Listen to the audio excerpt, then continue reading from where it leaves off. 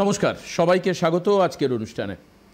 এখন আজকে এনবিপি Unani and Ayurveda research সেন্টারের যে অনুষ্ঠান, তাতে আপনাদের অবশ্যই সমস্যার কথা থাকবে, তার সমাধান ইনিশিয়ালি এখান থেকে যেটুকু বলার সম্ভব সেটা বলে দেওয়া হবে।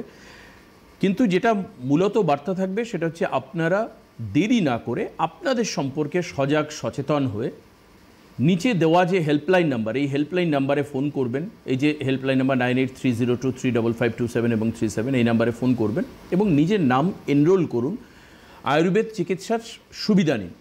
এবং আপনাদের জন্য যেটা অপশান, এটা গোল্ডেন অপরচুনিটি, সেটা হচ্ছে আপনারা টেলিভিশনে আপনারা কেমন আছেন সেটা আপনারা জানাতেও পারবেন, কারণ যেহেতু লাইভ ইন্টারাকশান আপনাদের সঙ্গে করবার অপশান রয়েছে।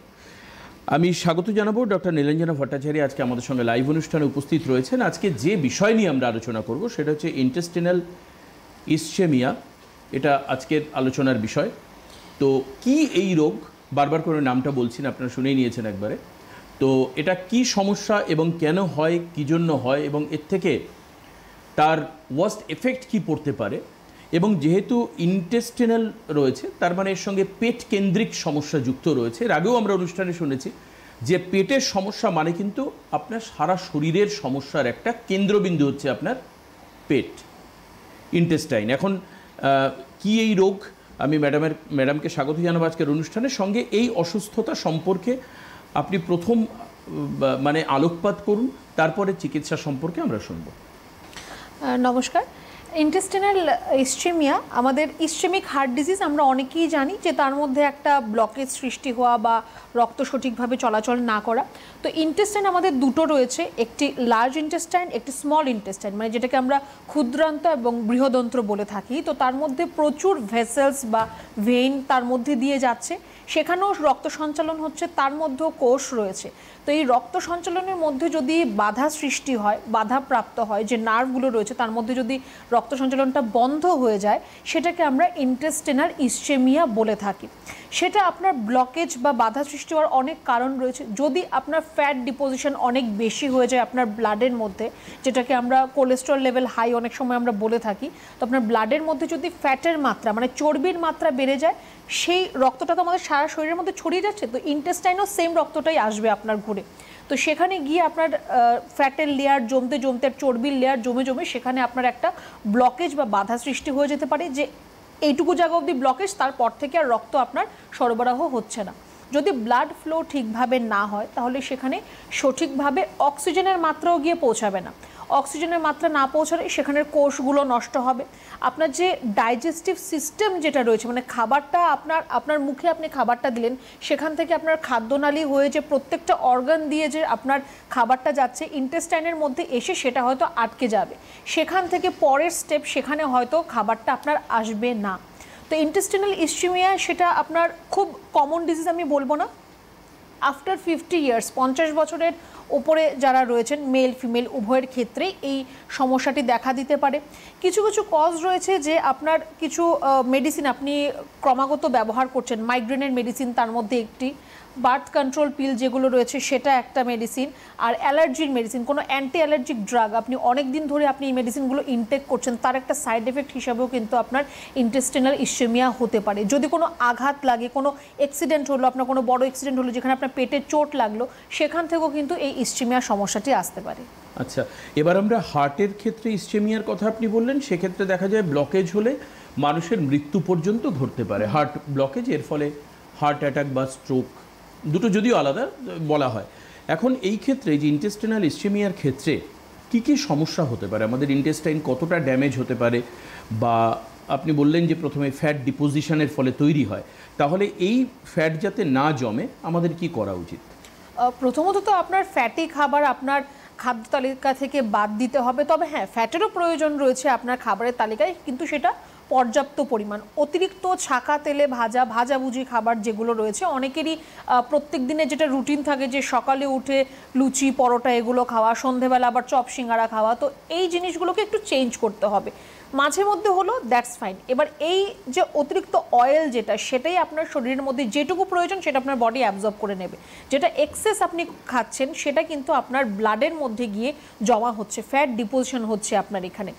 এবার আপনার ইন্টেস্টিনাল ইস্কিমিয়ার মধ্যে আপনার সিমটমসগুলো হবে, আপনার হয়তো স্টুলের সাথে ব্লাড আসবে, নজিয়া, ভমিটিং মানে গা গোলানো, বমি হওয়া, বা আপনি কোনো কিছু খেলেই তৎক্ষণাৎ আপনার একটা স্টুলের প্রেশার আসবে, বা তৎক্ষণাৎ আপনার পেটে ব্যথা আপনার শুরু হয়ে যাবে, আপনার ডায়রিয়ার সমস্যা দেখা দিতে পারে, বডি ওয়েট লস হওয়ার একটা আপনার সমস্যা দেখা দিতে পারে। মোরলেস আমি সবসময় বলি যে পেটের সমস্যার সিমটমসগুলো কাছাকাছি থাকে, মোরলেস এরকমই থাকে, কিন্তু আপনার এক্স্যাক্টলি কী সমস্যার জন্য আপনার এই পেটের রোগটা হচ্ছে সেটা কিন্তু আপনার বোঝাটা খুবই দরকারি। আরেকটি কথা যে এটা যদি আপনার অনেক দিন ধরে ট্রিটমেন্টের অভাবে যদি আপনার এটা এমনি আপনি ফেলে রেখে দিচ্ছেন, তাহলে কিন্তু সেটা আপনার জন্য ফ্যাটাল হতে পারে, মানে সেটার থেকে আপনার কিন্তু ডেথ পর্যন্ত হতে পারে, কারণ আপনার এটা কিন্তু ভেতরে ভেতরে আপনার একটা ব্লিডিং হতে থাকবে। তো আপনার ইন্টারনালি যদি ব্লিডিং হয় সেটা অনেক সময় বোঝা যায় না, স্টুলের সাথে আপনার সামান্য ব্লাড আসছে আপনি বুঝতে পারছেন না, কিন্তু ভেতরে অনেকটা ব্লিডিং হচ্ছে, ব্লাড লস, সেখান থেকে আপনার সিকেল সেল এনিমিয়া হতে পারে, তার থেকে আপনার মৃত্যুও কিন্তু হতে পারে। টার্মসগুলো খুব কমপ্লিকেটেড মনে হচ্ছে, কিন্তু আপনার কিন্তু এটা খুব সামান্য আপনার সিমটমস, কিন্তু এটা কিন্তু আপনার খুব সাংঘাতিক আকারও একটা ধারণ করতে পারে। আপনি দুটো ভয়াবহ সিমটম বললেন, সেটা হচ্ছে স্টুলের সঙ্গে ব্লাড আসা, আরেকটা আমরা খুব স্বাভাবিক বুঝতে পারবো সেটা হচ্ছে আমাদের পেটে ব্যথা। এবার এই পেটে ব্যথার নানান রকম প্রকৃতি আমরা দেখি, যদি পেটে আম বা আমাশা হয়, মারাত্মক রকমের পেট কামড়ে ব্যথা হয়। এবার এই ব্যথার কি কোনো স্পেসিফিক কোনো ওয়েভ আছে যে যার ফলে আমরা বুঝতে পারবো যে না এই ধরনের রোগ হয়েছে, নাকি পেটে ব্যথা হলেই আমাদের পরবর্তীকালে ইউএসজি বা ইত্যাদি বা চিকিৎসকের কাছে যাওয়া উচিত? এক্স্যাক্টলি, অ্যাবডোমিনাল পেইনের অনেক ধরনের প্রকারভেদ রয়েছে। এই ক্ষেত্রে আপনি হয়তো একটু ফলো করলে দেখবেন যে আপনি যখনই কোনো খাবার খাচ্ছেন তার জাস্ট পরে তৎক্ষণাৎই আপনার পেটে ব্যথা হচ্ছে, সেটা আপনার নাভির চারপাশে হতে পারে বা নাভির ওপরেও হতে পারে, তৎক্ষণাৎ আপনার পেটে ব্যথা অনুভব হচ্ছে, আর তৎক্ষণাৎই আপনার স্টুলের একটা আর্জ হবে, মনে হবে যে এক্ষুনি হয়তো আপনার পটি হবে। তো সেরকম আপনার পেটের ব্যথার কোনো ধরনের কোনো আলাদা ডিফারেন্সিয়েশন নেই, কিন্তু আপনার খাবার খাওয়ার ইমিডিয়েট পরে হয়তো পেট ব্যথা শুরু হতে পারে। আচ্ছা, মানে খাবার খাওয়ার ইমিডিয়েট পরেই শুরু হতে পারে। এর ট্রিটমেন্ট আয়ুর্বেদে কি হতে পারে এবং কতদিনের মধ্যে একজন পেশেন্টকে স্বাভাবিক করা সম্ভব? আর আপনাদেরকে একটা কথা বলে রাখি, এই প্রশ্নের উত্তর পেতে পেতে আপনারা কিন্তু সরাসরি ফোন করবার যে নাম্বার দেখুন টিভি স্ক্রিনের উপরে রয়েছে, আপনারা সরাসরি অনুষ্ঠানে ফোন করতে পারেন। আজকে লাইভ অনুষ্ঠানে আপনাদের সঙ্গে আমাদের কথা হবে। ট্রিটমেন্টের ক্ষেত্রে প্রথমত যেটা আমাদের করা প্রয়োজন, আমাদের খাদ্য তালিকাটাকে ঠিক করতে হবে, লাইফস্টাইলটাকে আমাদের ঠিক করতে হবে। এই যে ব্লকেজ আপনার যেটা সৃষ্টি হয়েছে ডিউ টু ফ্যাট ডিপোজিশন, বা আপনার যদি অন্য কোনো আঘাত লাগার জন্য হয়ে থাকে, যে আপনার কোনো ধরনের কোনো বড় অ্যাক্সিডেন্ট হয়েছিল তার থেকে আপনার সেটা ব্লকেজ হয়ে যেতে পারে, বা অনেক মেডিসিন আমি বললাম এই মেডিসিনের প্রচুর আপনি ইউজ করেছেন আগে, তার সাইড এফেক্ট হিসাবে আপনার এই ইন্টেস্টিনাল ইস্কিমিয়া হতে পারে। তো আগে আপনার রুট কজটা বুঝতে হবে যে আপনার কেন এই ইন্টেস্টিনাল ইস্কিমিয়া রোগটা এসছে, তারপর হবে তার ট্রিটমেন্ট। যদি ফ্যাট ডিপোজিশনের জন্য হয় আগে চেষ্টা করতে হবে চ্যানেলটাকে আপনার ক্লিয়ার করতে হবে, তার জন্য যেরকম ওরাল মেডিকেশন রয়েছে তার পাশাপাশি পঞ্চকর্মা থেরাপির মধ্যে বস্তি বলে একটি আমাদের থেরাপি রয়েছে, সেটিও কিন্তু আপনার জন্য ভালো হতে পারে। যদি কোনো অ্যাক্সিডেন্টাল কেস হয়ে থাকে, যে কোনো বড় অ্যাক্সিডেন্ট থেকে আপনার সেটা ব্লকেজ সৃষ্টি হয়েছে, তো সেখানে কিন্তু আপনাকে ওরাল মেডিকেশনের মাধ্যমেই সেটা আপনার ঠিক হবে। মেডিসিনের সাইড এফেক্ট থেকে যদি হয় সেখানে আপনার বডির ডিটক্সিফিকেশনের প্রয়োজন রয়েছে, কারণ আপনার মেডিসিনের ওভারডোজই বলতে পারেন আপনি, তার জন্য আপনার বডির মধ্যে টক্সিনস জমা হচ্ছে, তো আপনার বডি ডিটক্সিফিকেশনের সেখানে প্রয়োজন রয়েছে। ট্রিটমেন্ট অবশ্যই রয়েছে, এরকম খুব ক্রিটিক্যাল কিছু নয় যে তার কোনো ট্রিটমেন্ট নেই, ট্রিটমেন্ট অবশ্যই রয়েছে, কিন্তু যেটা আপনাকে আইডেন্টিফাই করতে হবে যে আগে থেকে আপনার এরকম যদি কোনো সিমটমস আপনি আপনার মধ্যে দেখতে পাচ্ছেন, আপনাকে ইউএসজি, হয়তো ইউএসজিতে আপনার সেটা ধরা পড়বে না, তার জন্য আপনার সিটি অ্যাবডোমেন সবচেয়ে ভালো হবে, তার মধ্যে আপনার পরিষ্কারভাবে বোঝা যাবে যে আপনার ইন্টেস্টাইনে কোনো ধরনের কোনো ব্লকেজ বা কোনো ধরনের কোনো সেখানে বাধা সৃষ্টি হচ্ছে কিনা, ব্লাড ফ্লোটা সেখানে কম হচ্ছে কিনা, সেটা আপনার সিটি স্ক্যানের মাধ্যমে বোঝা যাবে। এবার এক এক করে আপনাদের ফোন নেব, কেউ একজন রয়েছেন আমাদের সঙ্গে। হ্যালো, কে আছেন ফোনে? হ্যালো, হ্যাঁ বলুন, কে বলছেন? আমি বলছিলাম যে এরকম শরীর খারাপ হলে হয়েছে, কিন্তু কি হয়েছে? 4 মাস তো আর হচ্ছে না, এখন কেন? সমস্যাটি কার? না, আমার নাতনি। ওর বয়সটা একটু বলবেন? আর হয় না, বয়সটা আর 16। আচ্ছা, তো কোনো রিপোর্ট কিছু হয়েছে, কোনো পরীক্ষা করিয়েছেন? হ্যাঁ, রিপোর্ট করেছে, কিন্তু রিপোর্টে চলছে এখন ওষুধ, এখনো পর্যন্ত 3 মাস হয়ে গেল, ওষুধের কিছু হয়নি। না, ওষুধ চলছে সেটা আলাদা কথা, কোনো পেটের ছবি হয়েছে কি তার? পেটে ফটো হয়েছে, এখনো রিপোর্টটা মানে দেখাতে এই সপ্তাহ ভিতরে হবে। আচ্ছা, মানে অলরেডি টেস্ট হয়েছে কিন্তু এখনো রিপোর্ট আপনারা পাননি, তাই তো? না না না। হ্যাঁ, বুঝতে পেরেছি। আর ট্রিটমেন্ট তার শুরু হয়ে গেছে এখন, তাই তো? হ্যাঁ, ওষুধ চলছে। আপনি কোথা থেকে বলছেন দিদি? আমি জামুরিয়া। জামুরিয়া? জামুরিয়াটা যেন কোথায়? ইয়ের কাছে, মানে রানীগঞ্জ। রানীগঞ্জ মানে এটা কোন ডিস্ট্রিক্ট? রানীগঞ্জ সামনাসামনি। হ্যাঁ, বুঝতে পেরেছি। ওই এটা কোন ডিস্ট্রিক্টে পড়ছে তাহলে? মেদিনীপুর নাকি পশ্চিম মেদিনীপুর? না না না, বর্ধমান। বর্ধমানে জামুরিয়া, আচ্ছা ঠিক আছে, ওকে। এই উখলা লাইন আছে না, উখলা? হ্যাঁ, উখড়া, হ্যাঁ বুঝতে পেরেছি। হ্যাঁ হ্যাঁ, এইদিকে। আচ্ছা আচ্ছা। দেখুন, ওর তো 16 বছর বয়স আপনি বললেন, তো বয়সটা যথেষ্টই কম। এবার যেটা একটা প্রবলেম সেটা হচ্ছে যে আপনারা রিপোর্ট করিয়েছেন, রিপোর্ট আসতে আপনাদের লেট হচ্ছে, কিন্তু ট্রিটমেন্ট অলরেডি শুরু হয়ে গেছে। তো একটু আপনি নিজেই চিন্তাভাবনা করুন যে আপনার নাতনির জন্য আপনি ফোন করলেন, তার কি সমস্যা সেটা কিন্তু জানা গেল না, ট্রিটমেন্ট অলরেডি শুরু হয়ে গেল। তো সেই জায়গা থেকে কিন্তু ওকে যা ট্রিটমেন্ট দেওয়া হচ্ছে সেটা কিন্তু হরমোনাল ট্রিটমেন্ট হবে। ওর যে পিরিয়ডসের প্রবলেম আপনি বললেন যে 2 মাস 3 মাস হয়তো বন্ধ থাকছে, পিরিয়ডস যে ওর হচ্ছে, আমাদের যে পিরিয়ডটা হয় সেটা কিন্তু হরমোনের জন্য হয়, আমাদের ফিমেল হরমোনগুলোর জন্যই কিন্তু পিরিয়ডটা হয়, বা এই যে বন্ধ হয়ে গেছে সেটাও কিন্তু হরমোনের জন্যই হচ্ছে। তো হরমোনাল ইমব্যালেন্স ও শরীরের মধ্যে রয়েছে, যার জন্য বাইরে থেকে হরমোনের মেডিসিন দিয়ে ওর হয়তো পিরিয়ডটাকে শুরু করা হবে বা কন্টিনিউ করা হবে। মেডিসিনটা বন্ধ করলে আবার কিন্তু ও ঘুরে আগের জায়গায় চলে আসবে। তো প্রথমত আমি বলবো যে এই ট্রিটমেন্টের দিকে দয়া করে যাবেন না, কারণ পরবর্তী সময়ে ও মেডিসিনের উপর ডিপেন্ডেন্ট হয়ে যাবে। ওষুধ ছাড়া ওর কিন্তু এই পিরিয়ডটা তখন ঠিক হবে না। তো মেডিসিনটাকে স্টপ করতে হবে। অ্যাকচুয়ালি ওর কোথায় সমস্যা আছে, ওর কি সিস্টের সমস্যা আছে না থাইরয়েড বাড়া আছে, আগে সেটা দেখতে হবে, তারপর তার ট্রিটমেন্টটা হবে। আপনাকে আমি বলবো, যেহেতু খুবই কম বয়স তার, একটুখানি আপনি হেল্পলাইন নাম্বারে ফোন করে যোগাযোগ করুন। আপনি রানীগঞ্জ থেকে খুব সম্ভবত ফোন করছেন, তো সেটা আপনি একটু জেনে নিন যে কোন চেম্বার আপনার জন্য কাছাকাছি হতে পারে। আপনি আমাদের যে কোনো চেম্বারে এসে দেখা করতে পারেন। অবশ্যই তাকে সাথে নিয়ে আসবেন, আর কি রিপোর্ট করিয়েছেন, কি মেডিসিন ওর এখন চলছে সেটাও একটু নিয়ে আসবেন। আর আপনি যেহেতু বললেন আপনার বর্ধমানে বাড়ি, তার জন্য বর্ধমানে চেম্বার হচ্ছে 2 তারিখে, মানে 2nd of আগস্ট মাসের 2 তারিখে বর্ধমানে চেম্বার রয়েছে। তবে আমার মনে হয় আপনার বাড়ি থেকে আসানসোল কাছে হবে। বর্ধমানের থেকে হয়তো আসানসোল কাছে হবে, জামুরিয়া যেহেতু আপনি বললেন। তো আসানসোলের চেম্বারও আপনাকে আমি বলে দিচ্ছি, আসানসোলের চেম্বারটা দেখে নিই আমি।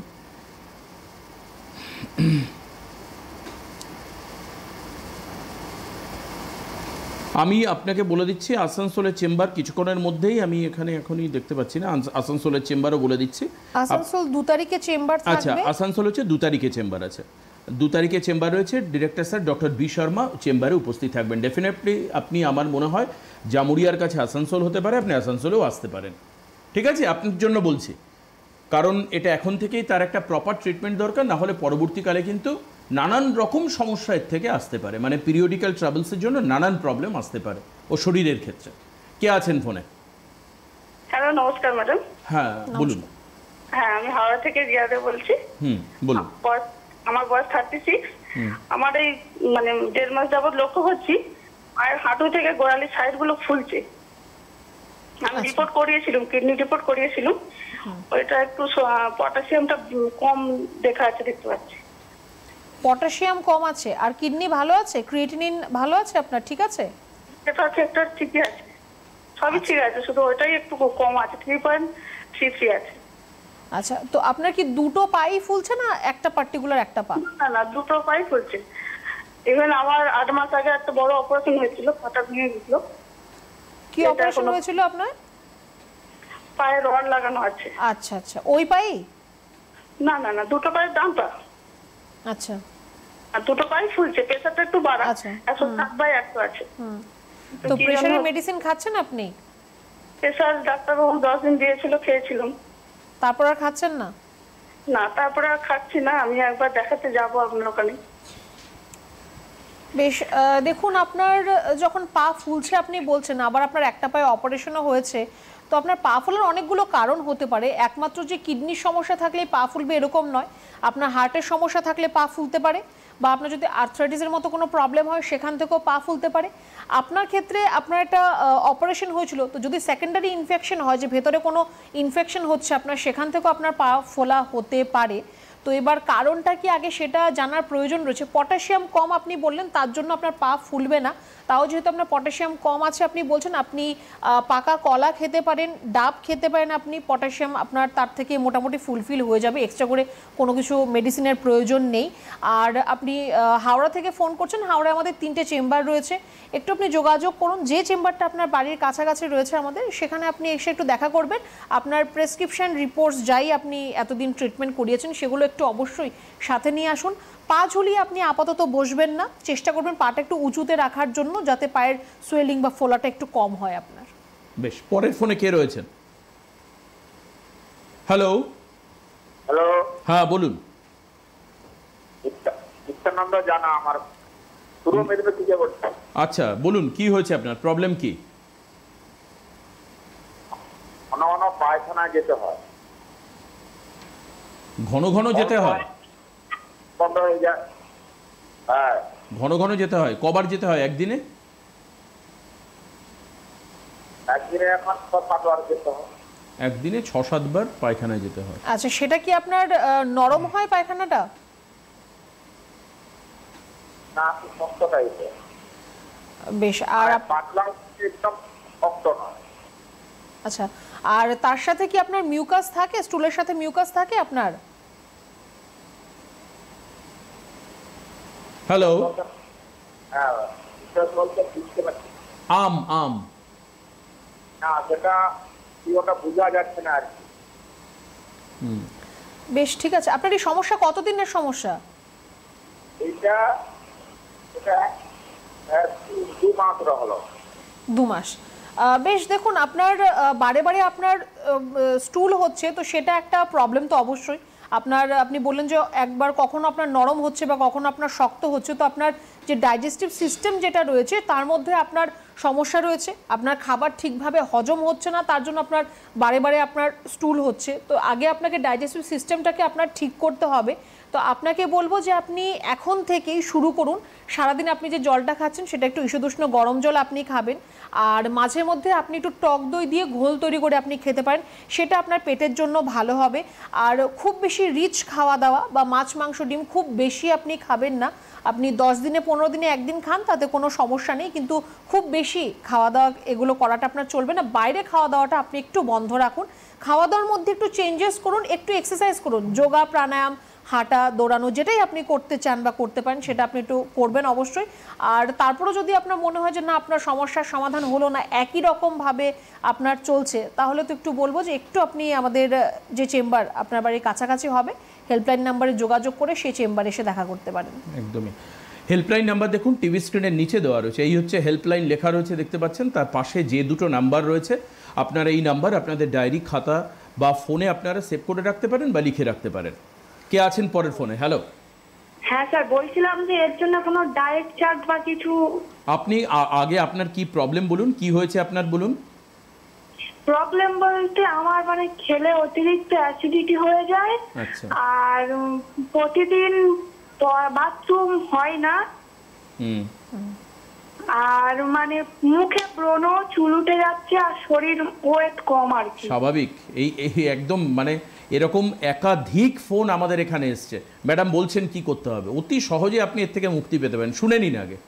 আপনার যতগুলো সমস্যা বললেন না, যে আপনার ব্রণ হচ্ছে, চুল উঠে যাচ্ছে বা ওয়েট কমে যাচ্ছে, প্রত্যেকটার কারণ একটা, সেটা হচ্ছে আপনার পেটের সমস্যা। আপনি যেটা বললেন যে আপনার অ্যাসিডিটি খুব বেশি হয়ে যাচ্ছে খাওয়া দাওয়ার পর, আপনার স্টুলটা প্রত্যেকদিন পরিষ্কার হচ্ছে না, এই কারণেই আপনার কিন্তু এই সবকটা সমস্যা আপনার এখন দেখা দিচ্ছে। তো দেখুন, আপনি একটা ডায়েট চার্টের কথা বলছিলেন, ডায়েট চার্ট তো অবশ্যই প্রয়োজন। পেটের যে কোনো সমস্যার জন্য আপনার ডায়েট প্রপার হওয়া দরকার, আর আপনার লাইফস্টাইলটা ঠিক হওয়া দরকার। কিন্তু এর পাশাপাশি কিন্তু যেহেতু অলরেডি সমস্যাটা একটু বাড়াবাড়ি হয়ে গেছে, তার জন্য কিন্তু একটু আপনাকে চিকিৎসারও প্রয়োজন রয়েছে। আমাদের পেটের মধ্যে অ্যাসিড আর অ্যালকালাইন দুটোই থাকে। যেটার মাত্রা বেশি হবে তার থেকেই আপনার সমস্যার সৃষ্টি হবে। আপনার পেটের মধ্যে অ্যাসিডের মাত্রাটা বেশি রয়েছে, অ্যাসিড প্রোডাকশন বেশি হচ্ছে, তার জন্য আপনার অ্যাসিডিটি, হাইপার অ্যাসিডিটির প্রবলেম চলে আসছে। তো আপনাকে আমি বলবো যে আপনি খালি পেটে একদমই থাকবেন না, আপনি বারে বারে খান, অল্প অল্প খান, খাবারটা চিবিয়ে ভালো করে খাবেন। আর আপনাকেও বলবো এখন থেকেই আপনি শুরু করুন হালকা গরম জল খাওয়া। প্রত্যেক দিন দুপুরে আর রাতে আপনার লাঞ্চ আর ডিনারের পর 1 গ্লাস গরম জলের মধ্যে সামান্য একটু বিট নুন দিয়ে আপনি খাবেন, তাহলে আপনার অ্যাসিডিটির যে প্রবলেমটা আপনি বলছেন সেটা আপনার হবে না। এই সমস্যাটা ঠিক হলে আপনার স্টুলটাও ক্লিয়ার হবে, আপনার স্কিনের সমস্যা, চুলের সমস্যা বা আপনার যে বডি ওয়েট কমে যাচ্ছে সব কটা আপনার ঠিক হবে। একটু আপনি এখন থেকেই বলবো এগুলো একটু ধ্যান দিন, এগুলো একটু শুরু করুন আপনি। এবার আসুন আপনাদেরকে চেম্বার বলে দিই, কবে কোথায় কি চেম্বার রয়েছে। 29 তারিখে হচ্ছে, 29 মানে হচ্ছে জুলাইয়ের 29 তারিখে হেড়িয়াতে চেম্বার রয়েছে। হেড়িয়ার চেম্বারে ডক্টর এ হালদার থাকছেন। 30 তারিখে চেম্বার হচ্ছে মেচেদাতে, মেচেদার চেম্বারে ডক্টর এন ভট্টাচার্য থাকছেন। আপনি তার পরের দিন 2 তারিখে 4টে জায়গায় চেম্বার রয়েছে, আসানসোল, শিলিগুড়ি, মালদা এবং হচ্ছে বর্ধমান। তার মধ্যে আসানসোলের চেম্বারে director sir doctor B Sharma থাকবেন, শিলিগুড়িতে থাকবেন doctor S Ghoshal, A Haldar থাকবেন হচ্ছে হলদিয়াতে, আর বর্ধমানে থাকবেন হচ্ছে ডক্টর এন ভট্টাচার্য। চলে আসছি 3 তারিখে। 3 তারিখেও 4টে জায়গায় এনবিপি ইউনানি অ্যান্ড আয়ুর্বেদিক রিসার্চ সেন্টারের চেম্বার রয়েছে। 3 তারিখের চেম্বার হচ্ছে বোলপুর, দুর্গাপুর, বাঁকুড়া এবং গঙ্গারামপুর। আপনারা বুঝতেই পাচ্ছেন, যার যেখানে সুবিধা হবে সেই চেম্বারের জন্য নাম লেখাবেন। একই ব্র্যান্ড, একই জিনিস, একই অনুষ্ঠান আপনারা দেখতে পাচ্ছেন। কখনো ভাববেন না যে আমি কোথায় যাব, এই নিয়ে ডাউটের কোনো জায়গা নেই। 3 তারিখে হচ্ছে বোলপুর, দুর্গাপুর, বাঁকুড়া এবং গঙ্গারামপুর। বোলপুরে থাকবেন হচ্ছে doctor S Bhaduri, N Bhattacharya থাকবেন হচ্ছে ডক্টর এন ভট্টাচার্য থাকবেন হচ্ছে দুর্গাপুর, ডক্টর বি শর্মা থাকবেন হচ্ছে বাঁকুড়াতে, আর গঙ্গারামপুর থাকবেন হচ্ছে ডক্টর এস ঘোষাল। 3 তারিখের পরে চলে আসছি 4 তারিখে, অর্থাৎ 4th of August চেম্বার রয়েছে আরামবাগে। আরামবাগের চেম্বারে থাকবেন ডক্টর এ হালদার। এন ভট্টাচার্যকে আপনি পাবেন এরপর হচ্ছে আগরতলায়, তারিখটা হচ্ছে 10 তারিখ, 10th of August, 10 তারিখ আগস্ট মাসের আপনি পাবেন ম্যাডামকে পাবেন হচ্ছে আগরতলাতে। কাকদ্বীপে পাবেন 16 তারিখের চেম্বারে। কাকদ্বীপ যারা দেখাবেন কাকদ্বীপে, তাদের জন্য ডক্টর এস ভাদুড়ি থাকবেন।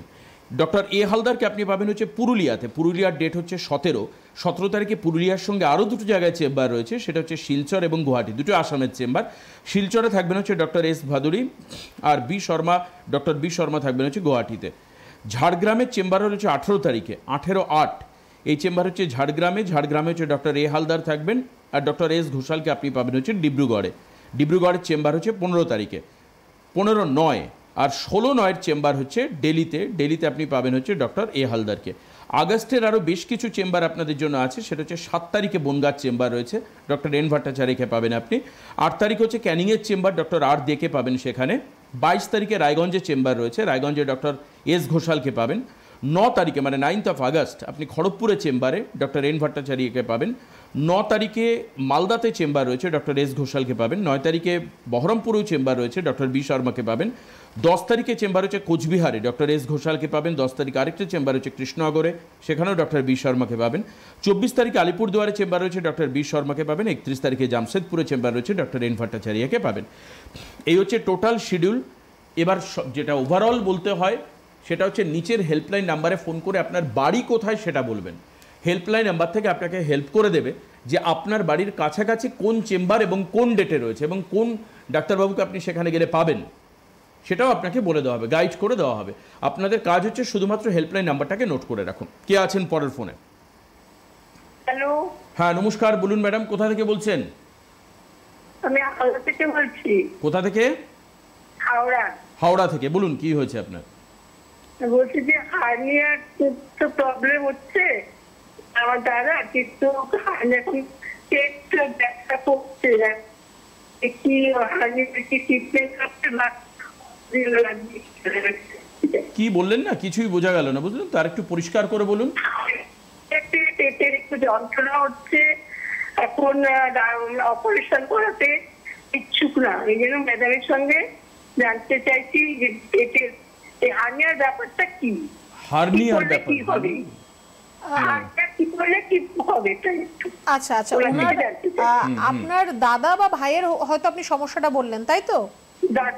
দাদা, তো ওনার হার্নিয়ার সমস্যা, যে হার্নিয়াটা কোথায়, হার্নিয়া কোন জায়গায় ওনার হার্নিয়াটা হয়েছে? পুচকির গোড়ায়। আচ্ছা, ইঙ্গুইনাল হার্নিয়া আছে ওনার, দুপাশেই আছে না একটা সাইডে আছে সেটা? একটা সাইডে আছে, তাই তো, ডান দিকে। ডান দিকে আছে, বেশ মা, বোঝা গেল। ওনার ইঙ্গুইনাল হার্নিয়ার সমস্যা রয়েছে ডান দিকে। হার্নিয়া হয়েছে মানে ওনার ওই জায়গাটায় দেখবেন যে একটু হয়তো ফুলে যাচ্ছে বা কাশি দিলে একটু ব্যথা লাগছে। তো এর অপারেশনের কোনো প্রয়োজন নেই, ওটা উইদাউট অপারেশনেই ঠিক হবে। একটু ওনাকে মেডিকেশনের মধ্যে থাকতে হবে, তার জন্য একটু আমি বলবো যে যদি সম্ভব হয় ওনাকে তো অবশ্যই আসতে হবে। ওনার যা রিপোর্টস হয়েছে, যা প্রেসক্রিপশন আছে, যে ট্রিটমেন্ট হচ্ছে, সেগুলোকে একটু সাথে নিয়ে আসতে হবে। হার্নিয়ার ট্রিটমেন্ট অবশ্যই রয়েছে, তার জন্য কাটাছেঁড়া করার কোনো প্রয়োজনই আপনাকে চিন্তাও করতে হবে না সেটা নিয়ে, ওটা আপনার মেডিসিনের মাধ্যমেই ঠিক হবে। আর আপাতত ওনাকে বলবেন যে যাতে কোনো ভারী জিনিস উনি না তোলে, স্পেশালি বসে নিচে থেকে কোনো ভারী জিনিস যাতে না তোলে, আর একটু সাবধানে চলাফেরা করবে। যদি উনি সাইকেল চালায় সেটা বন্ধ করতে হবে, সাইকেল চালানো ওনার পক্ষে ঠিক হবে না। বাইক, স্কুটি এগুলো যদি চালায় তাহলে কম ডিস্টেন্সের রাস্তা যাতে হয়, খুব বেশি যাতে না চালায়, এগুলো একটু ওনাকে ধ্যান রাখতে বলুন। বাদবাকি উনি আর কীরকমভাবে থাকবে বা উনি কি খাবে কি খাবে না, কোনটা ওনার জন্য ভালো হবে, সবটাই আমরা ওনাকে বলবো। একবার শুধু আমি একটু বলবো যে যদি সম্ভব হয় একটু চেম্বারে একটু যোগাযোগ করবেন। ঠিক আছে, চেম্বারে আসলে বিস্তারিত আপনাকে জানিয়ে দেবে। নিচে হেল্পলাইন নাম্বার রয়েছে টিভি স্ক্রিনের নিচে, আবারও একবার বলে দিই, এই হেল্পলাইন নাম্বারটাকে ডাউন করে রাখুন বা আপনাদের নিজের কাছে লিখে রাখুন বা ছবি তুলে রাখুন বা সেভ করে রাখুন ফোনে। আর ওপরের যে হেল্পলাইন নাম্বারটা যাচ্ছে সেটা হচ্ছে সরাসরি কথা বলবার জন্য এখানকার নাম্বার 6292242341 এবং 342, এই দুটো নাম্বার। এটা হচ্ছে এখানে ফোন করবার জন্য নাম্বার। নিচের নাম্বারটাকে নোট করে রাখুন প্লিজ, এই যে নাম্বারটা যাচ্ছে নিচে দেখতেই পাচ্ছেন লাল দিয়ে লেখা রয়েছে। আচ্ছা, এবার চলে আসি যে আর কেউ কি আছেন ফোনে? হ্যালো হ্যালো হ্যাঁ হ্যালো, হ্যাঁ বলুন বলুন, কে বলছেন বলুন। আমি জাঙ্গিপাড়া থেকে, হুগলি জাঙ্গিপাড়া থেকে বলছি। হুগলির জাঙ্গিপাড়া থেকে বলছেন, কি প্রবলেম হয়েছে আর কার জন্য কথা বলতে চাইছেন একটু জানান। আমি আমার ছেলের জন্য বলছি। বলুন কি হয়েছে। ছেলের আগে একটা ওই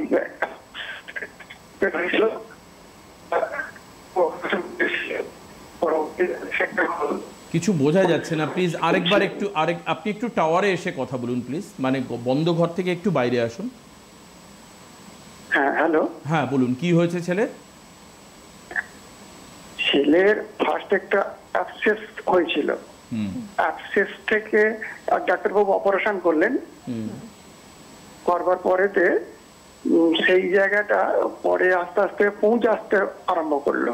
আচ্ছা, তারপর ডাক্তারের সাথে যোগাযোগ করার পর উনি বললেন যে এটা ফিস্টুলায় পরিণত হয়েছে। আচ্ছা, আজকে 3 মাস হয়ে গেল, সেই 3 মাস আস্তে আস্তে পুঁজ বেরোচ্ছে আর ব্যথা হয়ে আছে, ওই জায়গাটা নিয়ে কিভাবে নিরাময় হবে? আচ্ছা, তো এখন কোনো চিকিৎসার মধ্যে রয়েছেন কি উনি? চিকিৎসা এখন চলছে, অন্য এক ডাক্তারের সাথে যোগাযোগ করে উনি কিছু ওষুধ মেডিসিন দিয়েছেন। বেশ, ঠিক আছে ঠিক আছে। দেখুন, প্রথমত বলবো যে ওনার একটা পেরিয়ানাল অ্যাবসেস হয়েছিল খুব সম্ভবত, সেটার ইনসিশন করে হয়তো অ্যাবসেসটাকে ঠিক করা হয়েছে, কিন্তু ঠিকভাবে তার ট্রিটমেন্ট হয়নি। সরি টু সে দ্যাট, যে আপনি প্রথমেই যেখানে ট্রিটমেন্ট করিয়েছেন সেখানে আপনার গন্ডগোলটা হয়ে গেছে, ট্রিটমেন্টটা সঠিকভাবে হয়নি, যার জন্য ওনার এখন ফিস্টুলা হয়ে গেছে। সেখান থেকে অ্যাবসেস হয়েছিল একটা মুখ ছিল, ফিস্টুলা থেকে এখন 2-3টে মুখ হয়ে যাবে, এখন ওর থেকে পুঁজ আসছে বা রক্ত বেরোচ্ছে। তো দেখুন, সমস্যাটা একটা জটিল হয়ে যাচ্ছে। একটু বলবো যে আর দেরি করবেন না, একবার একটু যোগাযোগ করুন। অবশ্যই তার চিকিৎসা রয়েছে আর খুব সুন্দর চিকিৎসা রয়েছে। আজকে যেমন আপনি বললেন আপনার ছেলে এরকম কষ্ট পাচ্ছে, আরেকদিন আপনি ফোন করে বলবেন যে এখনও কতটা ভালো আছে। একদম, আজকে আর হাতে একেবারে সময় নেই, এখানেই শেষ করছি। অবশ্যই আপনাদের জন্য আবারও এনবিপি ইউনানি আয়ুর্বেদ রিসার্চ সেন্টারের প্রোগ্রাম আগামীকাল ঠিক রাত 9:30টায় আবার দেখতে পাবেন। অনেক ধন্যবাদ ম্যাডামকে, ভট্টাচার্যাকে। নমস্কার আপনাদের সবাইকে।